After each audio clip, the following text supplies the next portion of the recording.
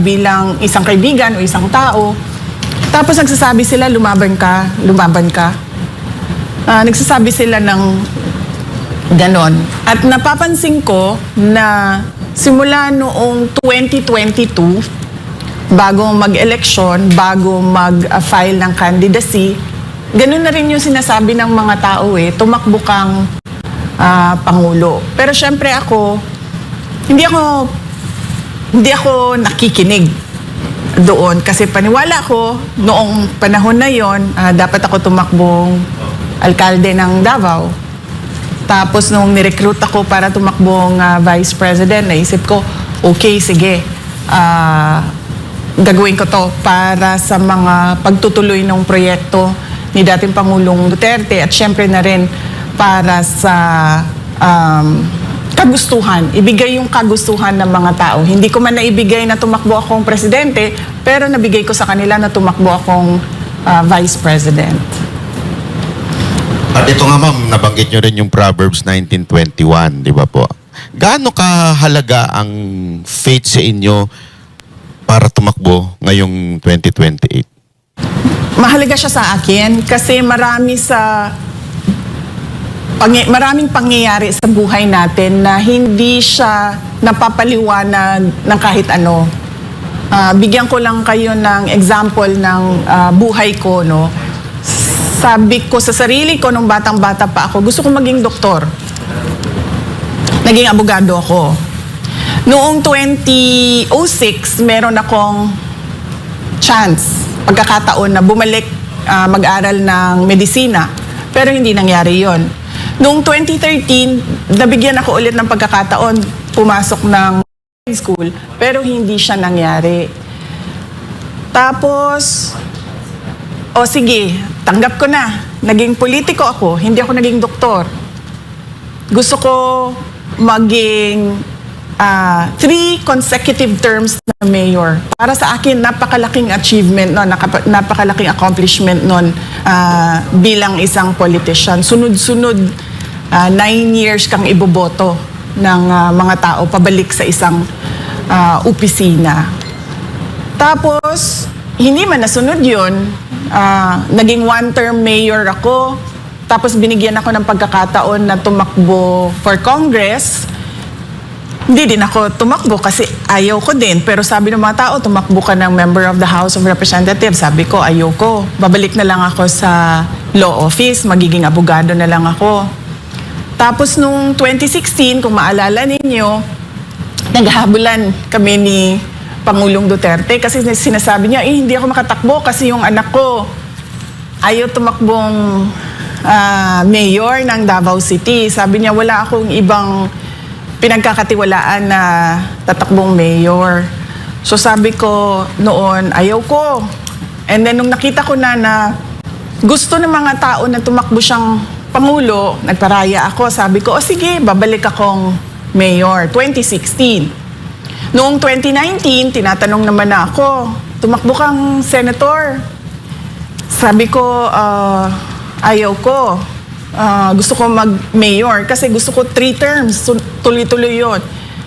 Tapos hindi man din siya nangyari. Sa akin, naging vice president ako. Pero wala akong explanation kung bakit nagpaplano ako, meron akong mga gusto, pero hindi siya nangyayari para sa buhay ko. Kaya naghahanap ako sa Bible, naghahanap ako ng explanation sa Diyos kung bakit ganun yung mga nangyayari. Tapos nakita ko yung Proverbs 19 nga, na nakalagay doon, many are the plans in a man's heart, but it is the Lord's purpose that shall prevail. So parang napaka-appropriate niya na Bible verse sa mga nangyari sa buhay ko. And syempre, paniwala ko, yan din ang nangyayari sa buhay ng ibang tao na parang plano sila ng plano pero iba yung nangyayari sa buhay nila. So you think, VP, noong 2022, people are really clamoring na maging presidente ka ng Pilipinas, number 1 ka, at yung decision mo to run ng Vice President, konektado rin dito sa destiny na itong sinasabi mo. Yun na, hindi ko siya ma-explain. Pero baka yun nga yung plano talaga ng Diyos, diba? Kasi at that time naman, ni-recruit lang ako para tumakbong Vice President. Tapos ang reason naman ng decision ko tumakbong Vice President ay dahil, yun nga, may yung plataforma namin ay continuity and unity. Ibig sabihin, itutuloy yung mga magandang nagawa ng Duterte administration. At ibigay sabi ko nga, hindi ko man maibigay na tumakbong Pangulo, pero tumakbo ako on a national stage as Vice President. So parang pakiramdam ko noon, nabigay ko pa rin sa mga tao yung kagustuhan nila. Hindi ko ma-explain. On the hindsight, baka nga ganun ang ginawa ng Diyos para ihanda ako sa pagtakbo ko bilang Pangulo. So, connected din sa pangalawang tanong. So, sabi mo kasi hindi ka pinanganak para lang habulin ng happiness. So, kung hindi happiness, VP, ano ang mission mo talaga? Yung sinasabi ko, hindi happiness, palagay ko, hindi happiness ko kasi sabi ko nga, gusto kong maging doktor, hindi naman nangyari sa akin. Gusto kong maging 3-term, ito talaga hanggang ngayon, masakit sa loob ko ba na hindi ko masabi sa mga tao, oy, 3 consecutive terms ako na mayor. Kasi kung isipin mo, 9 years yun mas mataas pa yun kesa sa termino ng Vice President. So, yung tiwala ba ng tao na ibalik-balik kanya doon sa posisyon na yon, parang para sa akin napakalaking accomplishment bilang isang tao.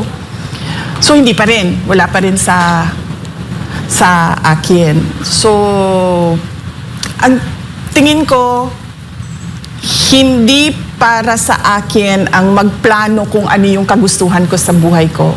Ang para sa akin ay makinig sa Diyos at makinig kung ano sinasabi ng taong bayan. Kaya yun ang sinabi ko. Yung turning point ko, halimbawa, bababa ako kasi may bibilin ako sa 7-Eleven. Bibili akong kape. Tapos, yung security guard magsasabi, lumabang ka. Wala man siyang, hi, hello, uy, Inday Sara, wala. Sabihin lang niya, lumabang ka. Ganon lang. At marami yun, hindi lang isang tao ang naggaganon. So parang ako ba, nararamdaman ko na yung, kumbaga, desperation nila.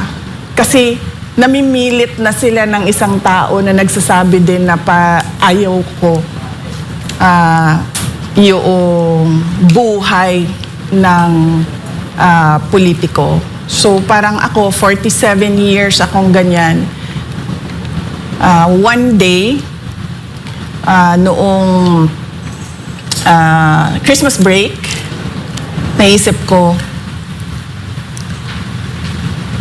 bigay ko sa mga tao yung gusto nila para sila maging masaya. So yung mission ko ay hindi yung kasiyahan ko, kundi kasiyahan ng mas nakararami. Actually, ma'am, ikiwento ko lang sa inyo itong mga nakaraang panahon. Na-frustrate po talagang tao kasi kita natin, tumataas ang bilihin. Alam na natin, most corrupt yung 2025 budget. Tapos inulit pa ngayon 2026. Lahat ng tao, tapos nagrarally, pero wala naman nangyayari. Talagang frustrated na. May point na nga sa kanila na ayaw na nila makialam sa politika dahil grabe. Kaya nung nag-announce po kayo, tuwan-tuwa talagang mga tao, nabuhayan, parang salamat, may aayos na sa Pilipinas.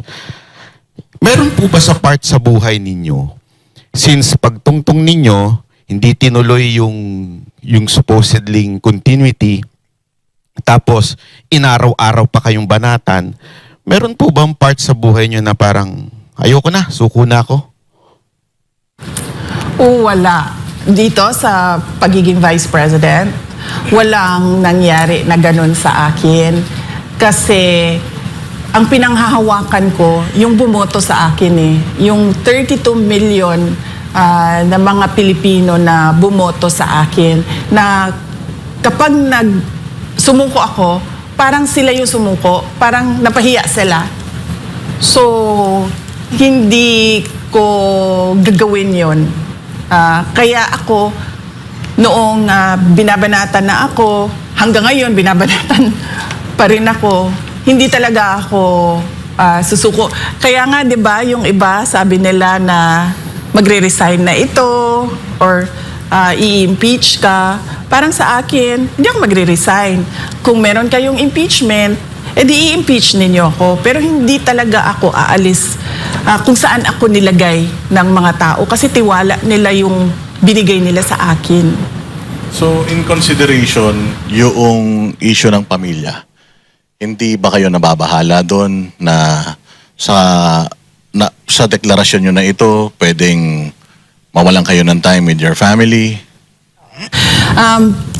Yung nakakaalam lang na mag-a-announce ako noong Miyerkules ay yung nag-edit ng Tagalog sa speech kasi hindi ako native Tagalog speaker, so medyo hirap ako mag-compose ng sentences sa Tagalog. Inedit niya yung speech ko.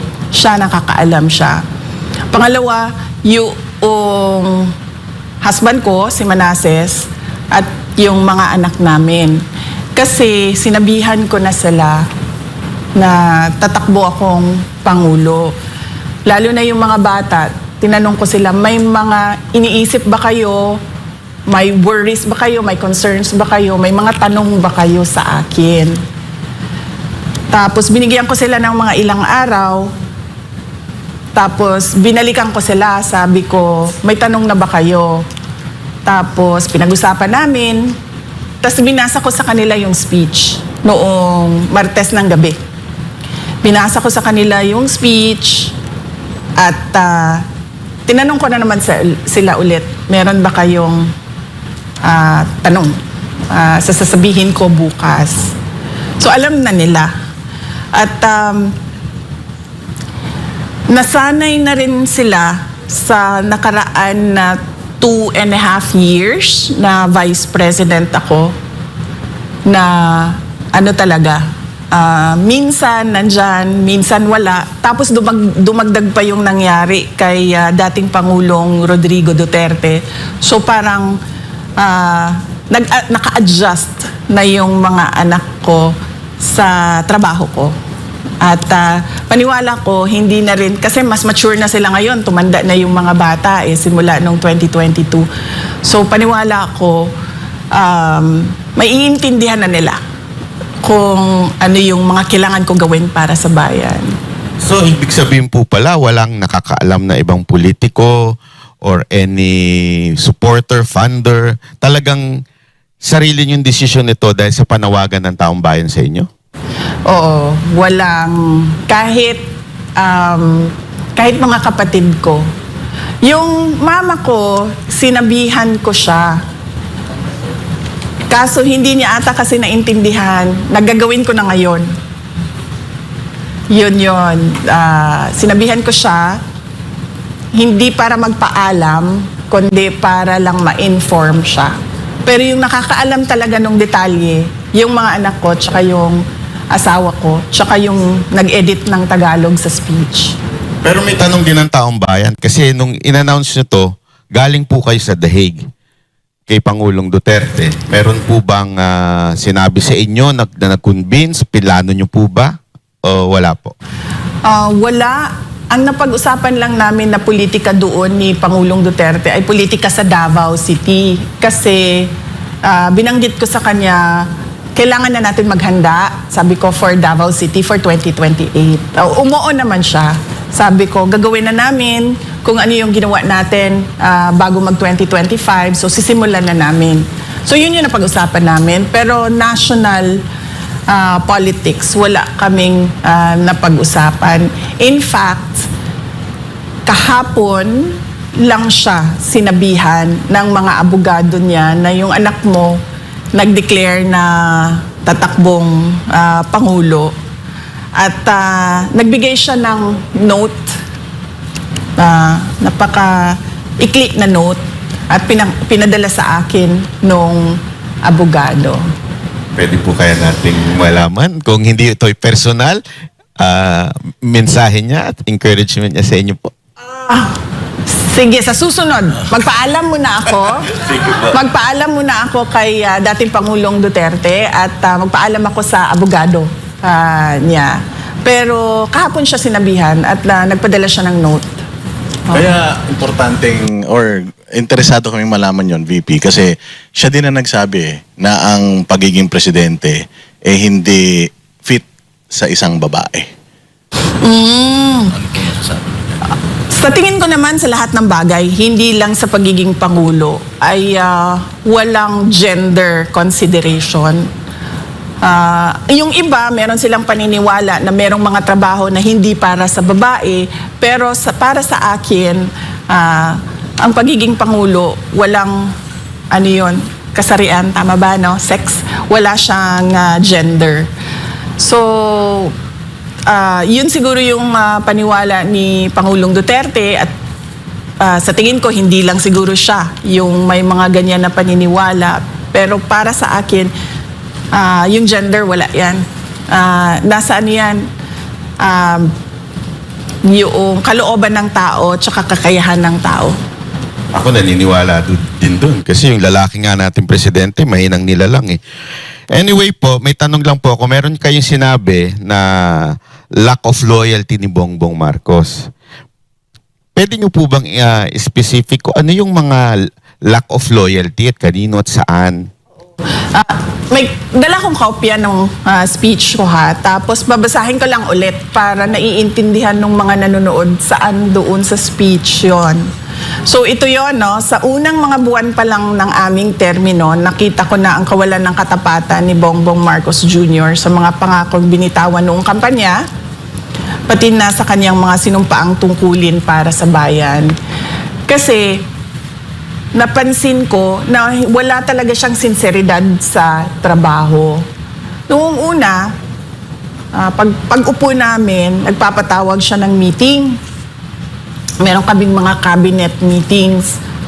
At napapansin ko dun sa cabinet meetings, wala bang structure ba na ano ang problema, pag-uusapan natin at pag-iisipan natin ang solusyon.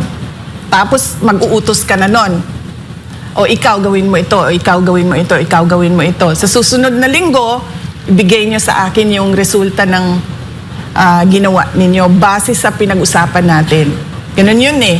Kaya nga may cabinet eh. Kasi meron ka iba't ibang opinion, iba't ibang experiences, iba't ibang kakayahan na mag-iisip para sa mga kailangan ninyong gawin. Mga ilang buwan siya nagpapatawag ng cabinet meeting. Tapos bigla, sabi niya, ay hindi na tayo magka-cabinet meeting. Sabi niya, papatawag lang namin kayo kung may kailangan kami sa inyo. So doon ako parang, okay, so paano tayo mag-uusap kaming lahat, tayong lahat, mag-uusap-usap kung ano yung dapat na united effort natin sa mga kailangan gawin, sa mga prioridad ng administrasyon, kung hindi tayo mag-uusap. Bigla na lang nawala na ang cabinet meeting. Ito kasi simula pa lang po. Oo. Hindi ko na lang maalala ngayon kung mga ilang weeks kasi ang cabinet meeting every week yan eh. So mga weeks, or sabihin na natin siguro 2-3 months into the term, biglang wala na, papatawag lang namin kayo. May sinabi po ba siyang dahilan? Bakit wala ng cabinet meeting? Wala siyang sinabing dahilan. So parang ako, nagulat ako na parang ganon. Tapos, syempre, sa akin, sa Department of Education, hindi po ba dapat yung Pangulo may vision siya? Ano dapat ang mangyari sa basic education mula 2022 hanggang pagkatapos ng termino 2028. At syempre sasabihin mo, kailangan na pagkatapos ng 2028 ay yung susunod, meron siyang susundan na plano para hindi napuputol yung mga gagawin. Wala eh. Sinasabi ko sa inyo, lahat ng ginawa sa Department of Education, kami lang yun. Kami ng mga USEC, ASEC, regional director, superintendents, mga teachers, kami lang ang nag-usap, nagplano, at nagbigay ng direksyon para sa Department of Education. Malamang, duda ko, kaya nakikita nyo na parang kalat yung governance ngayon kasi ganun din yung ibang departments. Buti sana kung magaling lahat ng secretaries. Alam niya kaagad na, okay, sige, kailangan natin ng vision, kailangan natin ng plano, kailangan natin ng implementation. Paano pag hindi? 'Di ba? Tapos walang utos. Walang nag-uutos sa'yo na presidente. At walang nagbabantay sa iyo na presidente. So yun yung na-disappoint ako ba?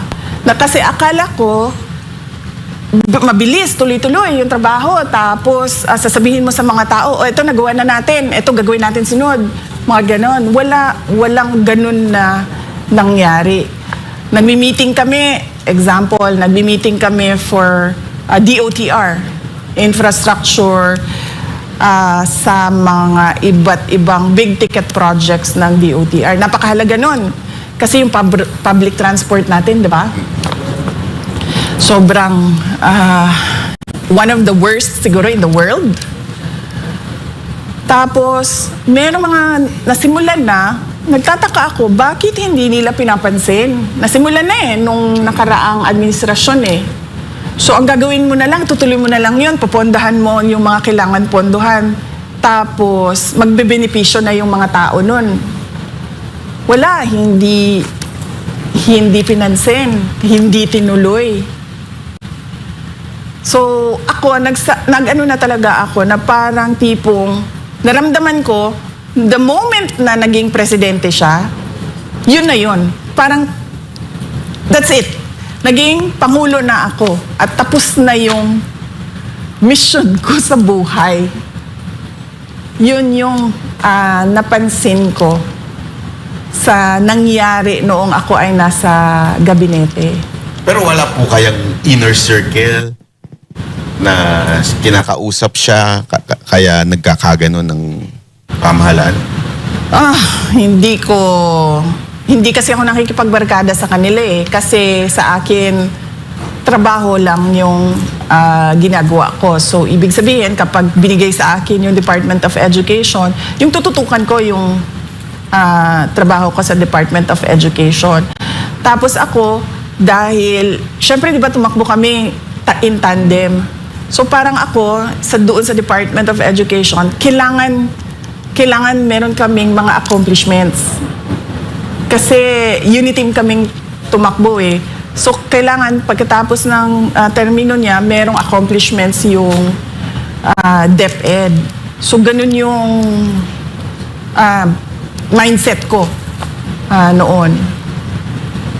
So, nung mga napapansin mo, VP, na parang teka, hindi na nagpapatawag ng cabinet meeting, tapos walang directions na binibigay sa inyo. Kayo lang yung sarili nyong effort, yung ginagawa ninyo bawat ahensya ng gobyerno. Dumating ba sa punto na kinall out mo siya, personal, tinawagan mo siya? Ano yung mga ginawa mong way para ma-communicate sa kanya yung nakikita mong mali? Hindi ko siya sinabihan kung ano ang dapat gawin. Kasi kapag nagpresenta ka bilang kandidato ng pagkapangulo, di ba dapat alam mo na yung gagawin mo? Kasi nagsabi ka sa mga tao piliin ninyo ako para maging pangulo. So ibig sabihin, alam mo na yung gagawin. Tsaka pangalawa, paniwala ko, hindi siya makikinig sa akin. Kasi vice president ako presidente siya Diba? O yan din, sige, puntahan natin sa gender. Babae ako lalaki siya eh. So, paniwala ko that time, hindi ito makikinig. So, ang ginawa ko, tinutukan ko lang talaga yung Department of Education. Masasabi ko na hindi din siya tapat doon sa kanyang sinumpaang tungkulin. Kasi tulad nito, call out ito. Pero from the point of view ng Department of Education, sinabi namin sa kanya in a meeting, recorded meeting, nandyan yan sa records nila kung nagtatago sila ng records ng meeting ng cabinet. Sinabi namin sa kanya, hindi natin matatapos ang classroom shortage kung nakikialam ang mga congressman. Tapos, binaliwala niya yung comment ng USEC ng Department of Education kasi sinabihan ko ng USEC, ipasok mo yan, sabihin mo yan. Binaliwala niya parang, that's another problem. The way, di ba? Ganyan siya magsalita, di ba? That's another problem. Sinabihan ka na nga eh. Hindi matatapos tong classroom shortage mo pag pinapakialaman yung budget mo. Tapos, wala man lang siyang sinabi na, uy, patigil nyo yan, sabihan nyo yung mga congressman, huwag pakialaman yung budget. Kasi may kailangan tayong gawin. Meron akong kailangan na ipakita sa mga tao sa classroom shortage ng bansa. Wala. He brushed it off, brushed it aside, and then moved on to whatever he wanted to say at the time. Nung campaign, nakita mo na ba kung may nakita ka bang tendencies sa kanya na magiging ganito siya? You know? Sige. Sige. Nakwento ko na ito, pero kakwento ko ulit sa inyo. Kasi tinanong ulit eh. Merong isang governor.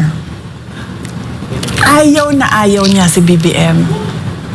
Tapos, dinadala ko yung isang, parang kaibigan niya ba, kadikit niya. Sabi ko doon sa kaibigan niya, tulungan mo naman ako, ikumbinsihin itong governor na ito na mag-unity team na. Kasi nagrosa yung governor Robredo Sara. Tapos, ayaw talaga nung governor. Tinanong ko siya, sabi ko, bakit? Sabi niya, ayaw ko na sabihin. Sabi niya, hindi naman na mahalaga yan eh. Sabi niya, basta, ayaw ko lang mag-Marcos. So, akala ko naman dahil sa mga nangyari noong martial law, mga ganon. Akala ko ganon. Tapos, tinulak ko siya ng tinulak, pinilit ko ng pinilit. Hanggang nagsabi na siya, hindi maganda ang karanasan ko sa kanya nung siya ay senator. Dahil may humingi ng tulong sa kanya, hindi niya tinulungan, pinadala pa nila sa akin yung sulat ng humihingi ng tulong. So yun yung sinabi nung governor. Siyempre ako, wala naman ako experience sa kanya eh. So sabi ko siguro isolated incident. Noong kampanya, napapansin ko, di ba nakikita niyo sa footage, magbibigay yung mga tao niyan eh. Sobre request letter, hingi ng tulong. Hindi niya yan tinatanggap. Hindi niya yan, di ba, kakamay, dadaan yung convoy, kakamay.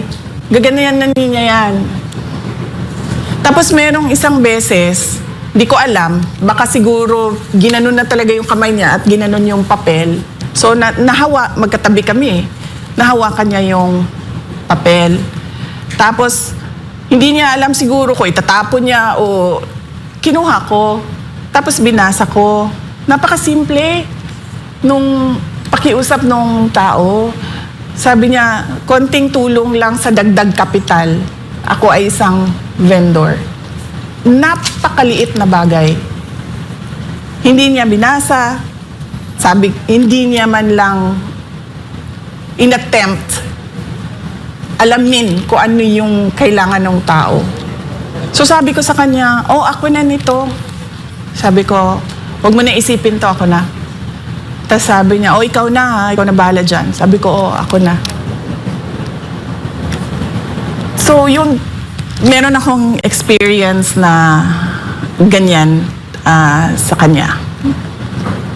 Ma'am, kung alam mo na early on na may problema, bakit it took you a lot of years pa bago nagsalita, ilabas yung saloobin niyo sa kanya?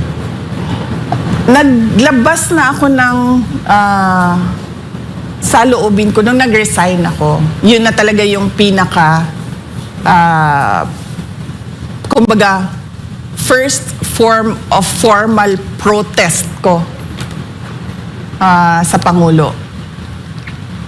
Sinabi ko doon, 3 yung dahilan. Unang-una, personal, dahil meron siyang pangako sa akin na hindi niya tinupad. Para niya ako mapa-oo na tatakbo akong Vice President, meron akong 2 hiningi. Isa doon, wala talaga. So okay lang yun, sabi ko, di ba? Nung ako nag-resign sa Department of Education. Okay lang yun. Kasi personal ko naman yun eh. Wala namang, hindi na makaka-apekto sa taong bayan yun. So okay lang yun. Tapos, pangalawa, yung pagbaliwala ba niya sa reklamo namin sa Department of Education na yung budget namin ay kinokontrol ng House of Representatives. Hindi lang control, kinuha talaga at pinaghati-hatian. At syempre, sabi ko nga, nung ako ay nag-explain noon, sabi ko, nakikita sa papel, hindi ninyo nang kailangan ng ebidensya dahil inattach mismo ng House of Representatives ang listahan ng paghati-hati nila ng budget ng Department of Education. Pag-akyat namin sa Senate during the plenary, merong isang senator na nagtanong, sa inyo ba itong listahan? Sabi namin hindi. So parang nabuhayan kami doon na parang baka sa BICAM ay maayos yung budget namin, pero wala pa rin. Kaya doon ko nasabi, sabi ko 2 tao lang naman ang humahawak ng budget sa Pilipinas. Si Martin Romualdez at si Zaldico. At masasabi ko na pinapabayaan ni BBM dahil nung sinabi namin sa kanya during a cabinet meeting, classroom shortage, pinapakialaman yung budget, binaliwala niya yung tanong or yung sinabi namin. So, ibig sabihin, meron siyang, kumbaga, approval, implied approval doon sa ginagawa. Ma'am, speaking of House of Representative, marami nagsasabi na yung pag-announce daw nyo ay political move para takutin itong mga congressman sa inyong impeachment. Ano pong masasabi nyo dito? Wala akong power. Kung nakikita ninyo ngayon, nag-iisa ako. Ang kasama ko lang yung taong bayan na nagsasabi, lumaban ka, na wala ding kapangyarihan. No? Ordinary Filipino citizens. So, paano ako mananakot ng mga members ng House of Representatives na, kumbaga, angkla, nakasabit sa kapangyarihan ni BBM, sa kapangyarihan ng administrasyon. So paano mo matatakot yung mga ganun? Sila yung in power. Ako yung nag-iisang nag-iisang tao na hindi kaparte ng barkadahan. Alam naman natin yung mga kasunod mo talagang kulelat. Kung hindi negative, kulelat talaga. Parang, syempre, no choice daw yung mga congressman na kumampi na sa inyo dahil lagot daw sila pagka kayo ay naging presidente. Yun ang sinasabi ng mga ilang political analysts at mga tao. Meron na daw kayong alibay na ginagamit lang yung impeachment sa politika dahil tatakbo nga kayo. Bago pa naman ako, okay, unahin ko sagutin yan ha. Bago ako tumakbong, bago ako nag-declare na tatakbo akong Pangulo, kung maalala nyo, sinasabi ko na, di ba, inaatake nila ako kasi Kasi sa paningin nila, tatakbo ako sa 2028. Sinabi ko na yun ilang beses. Sabi ko, it's a political attack, it's political scapegoating sa mga kakulangan ng administrasyon. So sinabi ko na yun noon, bago pa man ako nag-declare na tatakbong president. Yun namang frontrunner, hindi kasi ako naniniwala dyan sa numbers na yan. Kasi hindi natin alam kung sinong nagpagawa ng survey. Malay ba natin kung pinapalabas lang nila na frontrunner ako pero hindi naman pala totoo. Diba? So, hindi ako naniniwala sa numero na sinasabi nila. Pero naniniwala ako sa mga tao na random places in the country who don't know me at all except for my name. And then they say, lumaban ka. Hindi ka naniniwala na plus 30 ka lang? O kasi people are saying na mukhang mukhang daya yan. They believe at least nasa 70% daw yung trust and approval rating mo. Hindi kasi ako nagpapasurvey kasi mahal. Wala kaming budget para sa survey. In fact, nakikisurvey lang kami. Kung merong lumalabas na survey, sabi na, ito pala yung number. Pero sa totoo lang, hindi rin naman natin alam kung sino yung nagpa-survey eh. 'Di ba? Kung totoo ba talagang independent yun o merong gumastos para sa survey. So, hindi ko binabase sa survey yung galawan ko.